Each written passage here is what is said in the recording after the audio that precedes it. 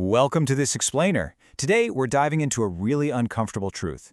We're exposing the massive gap between compliance-driven tick box exercises and actual, real-world financial crime prevention.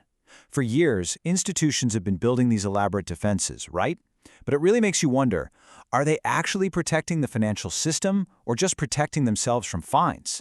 Well, this brings us to a really provocative insight from financial crime expert Ona van den Berg. She says, we've confused regulatory expectation with real exposure. I mean, wow, that perfectly captures the fundamental flaw in modern risk management.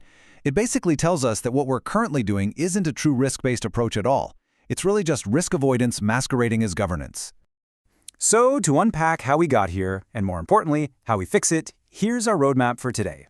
First, we'll look at the tick box illusion and our broken AML frameworks. Then, we'll move into a four-step transition, rebuilding from the product, empowering analysts, collaborating with regulators, and finally, treating compliance as a capability. Okay, let's jump right into Section 1, the tick box illusion, diving into the realities of KYC.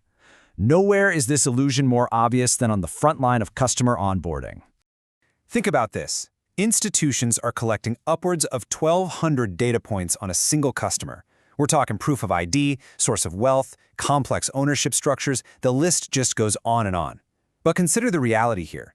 How many of those data points are actually used to detect or mitigate crime on a daily basis? Only about 120 to 140. That's it. The rest of that data just sits idle. It's outdated and poorly integrated into systems that literally don't even talk to each other.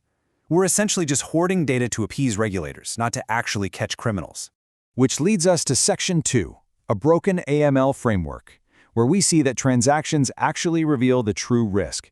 Because, the real picture of a customer's risk doesn't live in a static onboarding file. It lives in their transactions. Yet our rules-based transaction monitoring systems are just completely plagued by false positives, outdated scenarios, and intense alert fatigue. And to truly understand why this broken system matters so much, we have to look at the sheer scale of the problem.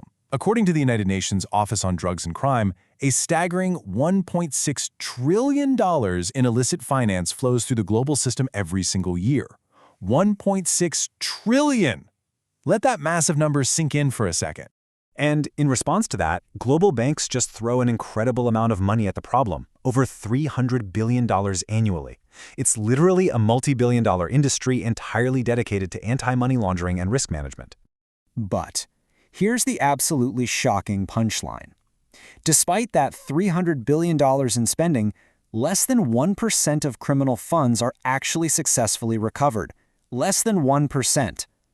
A former FCA supervisor summed it up perfectly in our source material, saying we are no closer to disrupting organized crime.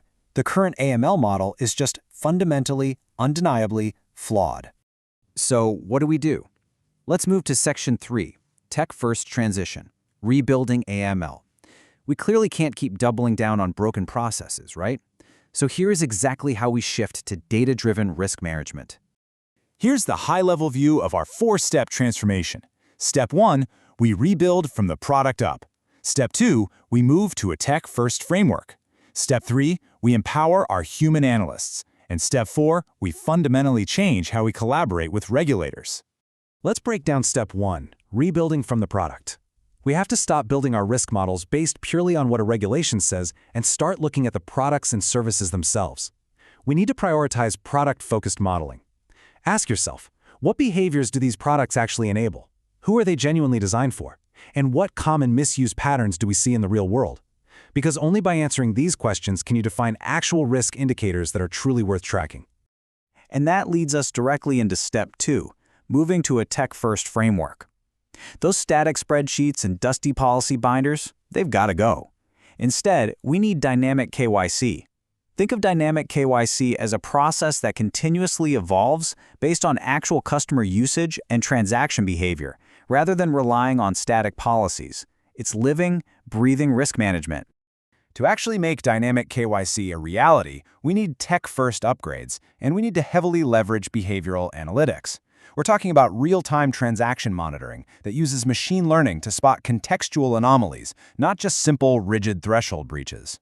We also need entity resolution, which is really just a fancy way of saying accurately linking different records to the exact same real-world person. Add in network mapping to understand complex relationships at scale, and you have a totally new game. Technology can't just be a support function anymore. It literally has to be the core architecture of how we spot capability-driven risk. All right, moving on to Section 4, empowering analysts by providing context. This is crucial because no matter how good the tech gets, human analysts are not robots, and we really need to stop giving them robotic tasks. They need contextual dashboards enriched by behavioral trends and realistic risk scoring. A fin crime lead at a major fintech perfectly captured this idea in our source material. They said, if you give your analyst alerts with no story, they'll always chase noise. Just think about that. Think about how much time is totally wasted chasing that noise just to appease an auditor, all while the real criminals just slip right through the cracks. Providing context is the absolute only way to shift the focus back to stopping actual crime. Now let's look at Section 5, Regulator Collaboration, Evolving Together. Because transitioning to a new framework isn't about just ignoring the rules. It's about evolving openly alongside the bodies that actually enforce them. We definitely need open dialogue to push for frameworks that reward actual effectiveness, not just defensibility. This means running pilots for RegTech innovation, creating shared learning environments, and fundamentally rethinking what a reasonable control even looks like in 2025 and beyond. As industry professionals note, we have to move past this fear of the regulator and actually work with them to target real, tangible criminal threats. Finally, we arrive at Section 6, compliance capability, making it intelligent and adaptive.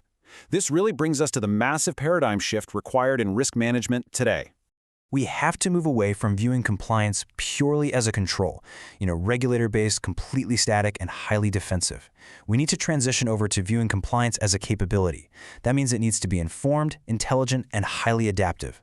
Moving forward, the term risk-based must be firmly rooted in how financial crime actually happens today, out in the real world, not just how it's written down in a rulebook. And so I want to leave you with this final, really profound question to reflect on. As you look at your own frameworks, ask yourself, are we simply in the business of protecting institutions from fines, or are we genuinely protecting the financial system from abuse? Because as we've seen today, those are absolutely not the same thing. Thank you so much for joining me for this explainer, and I really hope this sparks some bold conversations about grounded, reality-based risk management in your own work.